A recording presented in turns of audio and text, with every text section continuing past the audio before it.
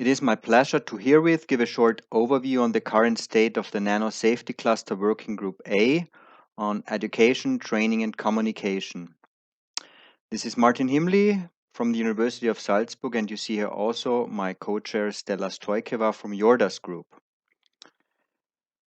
We have taken over the working group this year in April, and since then have started to pursue our formulated ambition for the working group, which is to cross-link the current nano safety cluster projects and their activities, also activities from other working groups aiming to gain a maximal outreach for all of us. We intend to do this by aligning all training offers to the different individual projects, but also beyond. So, for instance, we may think of upcoming topics highly relevant for us, of course, such as emerging contaminants, e.g., microplastics, are an issue where we may strongly contribute, actually. We need to look into the safety aspects of advanced or innovative materials, materials for future, or of course into what we can offer for the health sector, so e.g. for the area of nanomedicine. We actually want to facilitate a transition of the achievements from several decades of nanosafety research into the new framework program of Horizon Europe, so to sustainable innovation or green development. This ambition is therefore linked to connect to external stakeholders, external from what we eventually have used to work with so far, a closer cooperation with the industry or different sectors, including the pharma sector, of course. Much data has been generated by many projects of the nano safety cluster. We now stand at the point where we need to fill the gaps of things that are not yet well understood, to combine certain features or to deduce knowledge from them. Certainly, this puts a demand on the use of e-tools, electronic tools, nanoinformatics, which we have started to promote in our first initiatives before the past summer. We strongly intend to fill the gaps of knowledge, to combat data fragmentation, and to push data fairness. Saying this, I have arrived at the current activities. We have started an online training series, which in parallel with the COVID pandemic and its demands for an online meeting has been quite successful attended. Pushing e-tools in nano safety on data fairness, these initiatives was well in line with the training and education activities of the Nano Commons Research Infrastructure Project. We have picked up again to conduct webinars, regular webinars, as we intend to do. So we had, for example, Aaron Erderly and his team from the NIOSH giving a webinar on CNTs, and we will, actually, I have the okay from some members of the, I guess it was work group B, to continue with webinars on the task force on carbon nanotubes. After this NanoSafe conference, of course, which took much of our efforts in the past weeks and months. So coming here to the picture which you see on the right side, at the NanoSafe conference, digital conference, our working group is in charge of designing and organizing 2 entire days for the NanoSafety cluster, which is first the NanoSafety cluster education day, so actually today. And I really hope that this is considered a successful online gathering with lots of discussion, take-home messages, aha experiences, fruitful new insights, and much more. And next Monday, we will be having the Nano Safety Cluster Training Day, where we will have 2 parallel sessions of trainings in modeling tools, so nanoinformatics, e.g., or having insight into advanced cell culture techniques or imaging techniques, into nanomaterials characterization, science diplomacy, or nanorisk governance, for example. I can further announce that the traditional Venice School is envisioned for March 2021, and we still hope to be able to have this as a physical event. Carries the title From Basic Science to Risk Governance, so will in more detail than today be able to educate young researchers in the entire picture of what nanosafety research has been endeavored to deliver. Here on the bottom right, you see a bird's eye view on the island of San Servolo, where the event is hopefully going to take place, to the spring school next year. Thank you for listening. This was a short update from our work group on education, training, and communication. On the left side, you see our email addresses, so mine and Stella's, and we are certainly available at any time for any further question or concern or proposal from the cluster on training efforts.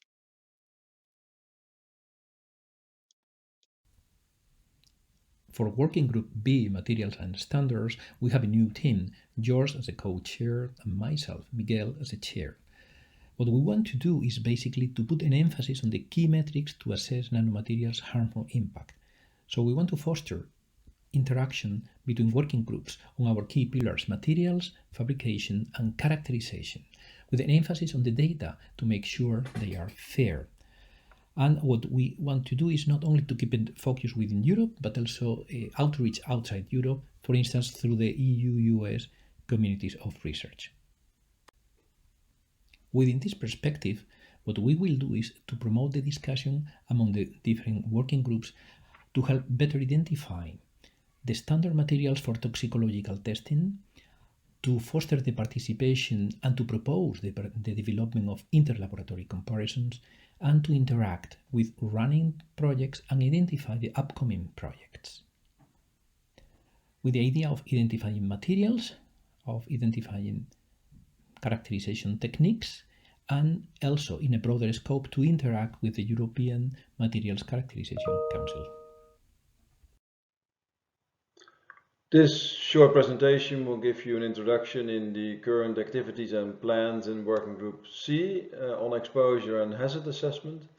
And last year, as you may be aware, we changed the structure of this working group because it was too big to be manageable, and it focused on a lot of different topics. So we subdivided the Working Group C in 4 subgroups, one on humor exposure, which is chaired by myself. Then there is one on human hazard assessment, chaired by Vicky Stone. There is a sub-working group C3 on environmental exposure, chaired by Klaus Svensson and Soko Vasquez. And the 4th one on ecotoxicology. And the objectives that we have as an entire working group is to encourage the sharing of project methods and techniques. And we do that in various EU-funded nano projects. In addition to this method and techniques, we also try to encourage the sharing and cross-project extraction and preparation of analysis of samples. Furthermore, which is very important, and we do this in collaboration with Working Group F, is the sharing of project data during the project, but also after the project has ended, concerning the FAIR principles that will be touched upon in Working Group F. And obviously the dissemination of results is very important. There's a Working Group A on training and education, but we also try to encourage this from the Working Group C. The current activities and plans for our working group is a SEN round-robin testing to characterize nanomaterials by electron microscopy and local centers, and this is done under a NOAA mandate funded by the European Commission. We deliver a lot of contributions to the Malta project and OECD activities in various EC-funded projects. We stimulate the harmonization of data collection, the analysis and the reporting of all the data that come from the EU-funded project. We develop and agree amongst the research priorities. We have contributed and still contribute to the US-EU community of research on nano safety, and we further stimulate these joint activities with the course. We have discussions with the ECRs with a view of being involved in the direction of the working group. We try to further interact with the research community and all the different stakeholders in the nano and the micro-sized plastics, which seems to be a new topic and an interesting area. We transfer the knowledge and all the experience that we have on exposure and hazard assessment further into the safe by design strategy. So in the beginning of the nanosafety cluster, a lot of fundamental research was done on hazard and exposure assessment. Now this seems to be transferring into the safe by design strategies. And last but not least, also to translate this current state of the knowledge on exposure and hazard assessment into the nano risk governance, which is done in the NMBP 13 project. Thank you.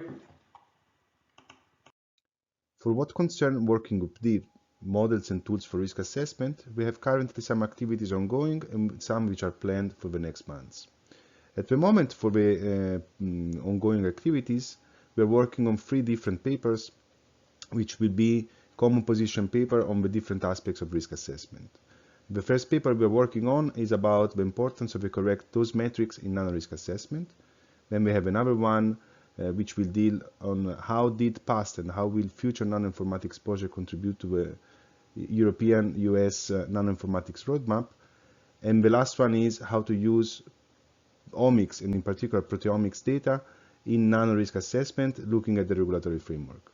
All the papers are in a different stage of maturity, but we will make sure that we circulate them to the nanosafety cluster when they are in a readable status. For future activities, what we plan is to reinforce our activities in the Working Group D by involving recently granted projects under different calls. Workgroup F on data management has held monthly telcons to exchange project activities and progress reports on the projects involved. Besides that, we also had a couple of dedicated tasks, for example, about fair analysis of our nanosafety resources to make sure that the information is actually reusable. We also worked on the ontologies and metadata, integrating the effort of the various projects. We had a bioschemas webinar, we worked on the European Registry of Materials, and we developed a proposal for an INCHI for nanomaterials, an extension of the current work. And this resulted in a couple of articles, one about the fair analysis, one about the metadata, a paper about the INCHI in preparation, and a poster about the ontology. In the next period, we are continuing this work, for example, looking at FAIR metrics, which describe better what we want in reusable nanosafety data. We have an upcoming webinar about the personalized health framework, and we are working on finishing two articles. Workgroup F is nothing without the participants, and here we have an overview of the projects that have been involved in the last year, and I would like to thank everyone representing those projects and have been active in Workgroup F. Thank you. Hello, I'm presenting Working Group G on regulations and risk governance. The working group very much understands itself as a bridge between regulatory science and policy, emphasizing here the fact that the science must be of regulatory relevance. The working group only just restructured itself and reconfirmed a number of players stemming from different projects who are creating a core group. The overall working group participation consists of representatives from governmental knowledge, research institutes and agencies involved in regulatory science and risk analysis. The objectives of the working group are first and foremost to create a translation of regulatory questions into research questions and vice versa. In that, it provides an overview of knowledge that is ripe for implementation in guidance and guidelines, but it also wants to foster an acceptance by regulatory risk assessors and standardization bodies of entirely new concepts such as safe by design. First and foremost, the plans and activities are to build the community and to allow people to self-identify with the community, and out of that community to provide support for relevant EU actions and international nanosafety community actions.